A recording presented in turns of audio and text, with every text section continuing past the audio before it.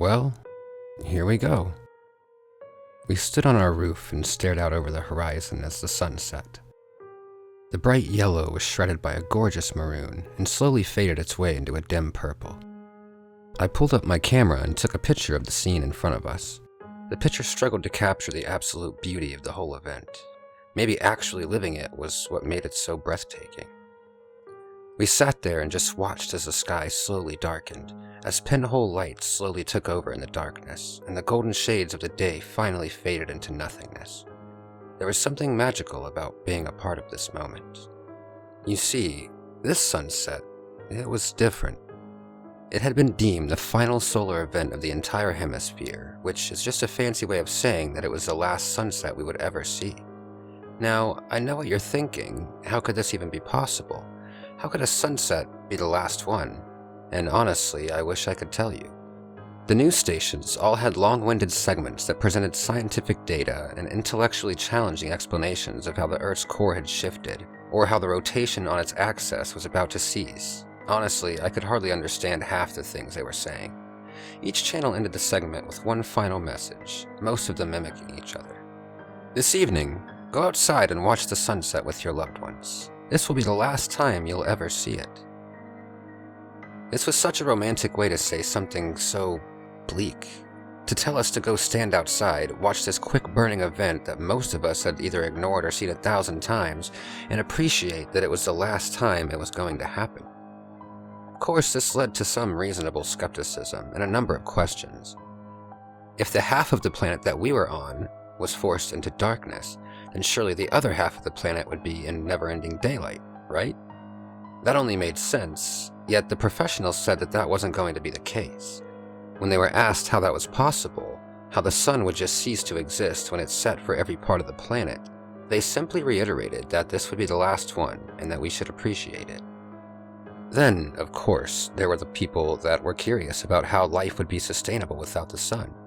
Without it, wouldn't we all be plunged into an ice age and killed off pretty much immediately?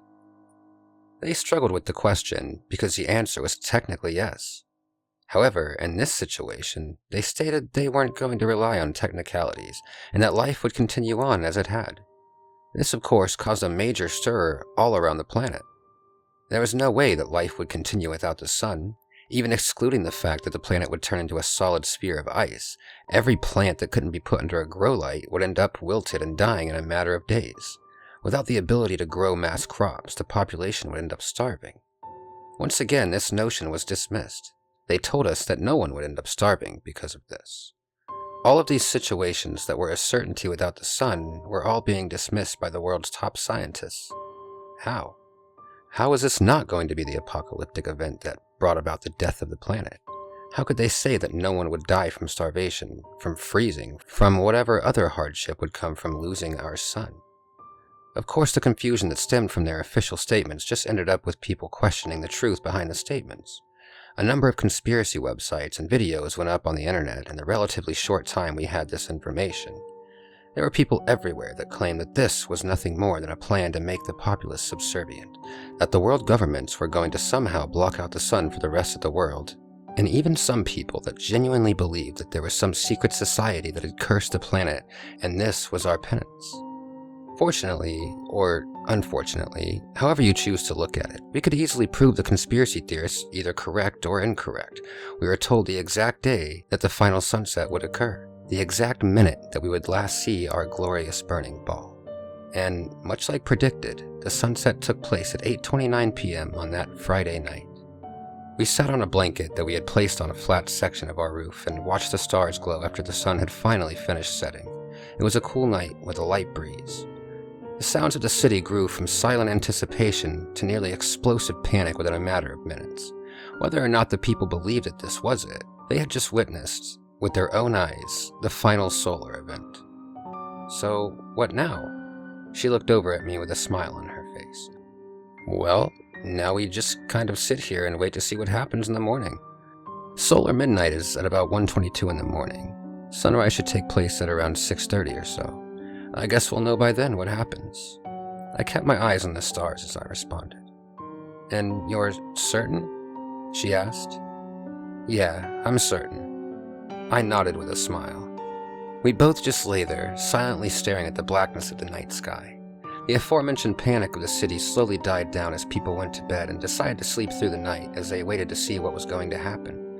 The hours passed, she fell asleep, but I couldn't bring myself to close my eyes. I wanted to be awake to see what actually took place.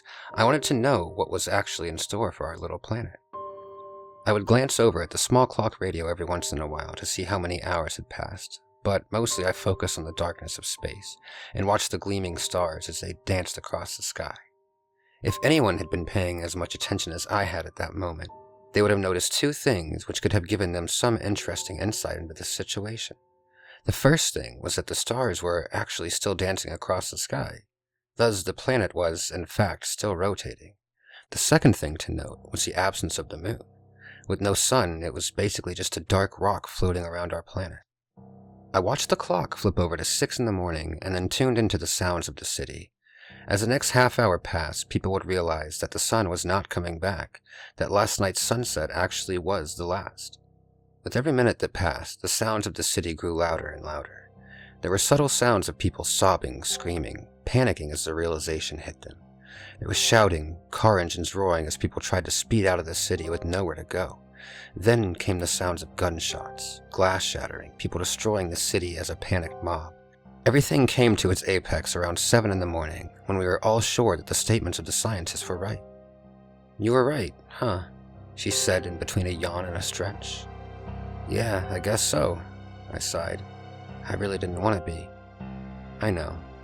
She stared back up at the sky. "So what happens now?" I'm not sure." I didn't want to tell her the truth. I didn't want her to know what exactly was going to happen. Hell, I wasn't even 100% certain about the next step, just that there was going to be something. While everyone else was asking their questions and fighting with each other about whether or not we would all die of starvation or freezing, or whether the sun would even disappear at all, I was full aware that it was going to happen. You see, around a month ago, my uncle died of an apparent suicide. He had shot himself in his basement with all his radio equipment. He was an avid collector of various radio equipment, a hobby he had actually passed on to me. After his funeral, I went over to his house and downstairs to the room where he kept all of his equipment. I sat at his desk and stared at his various sticky notes with random frequencies written on them, but one stuck out. It was on top of the strewn out detritus, and had the word, "End August 22nd, written on it and circled. Obviously, given the circumstances, I was curious about this. I turned the equipment on and put on the headphones, tuning the dial to exactly what he had written. A single message played in the same tone that you would get if you called a disconnected telephone number. Notice 822-20TE.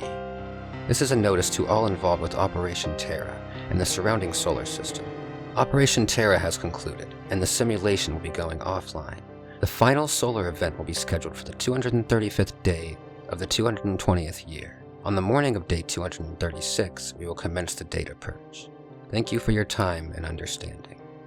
This notice repeated over and over again through the headphones. I listened to it a dozen more times as I tried to understand what the hell I was actually hearing.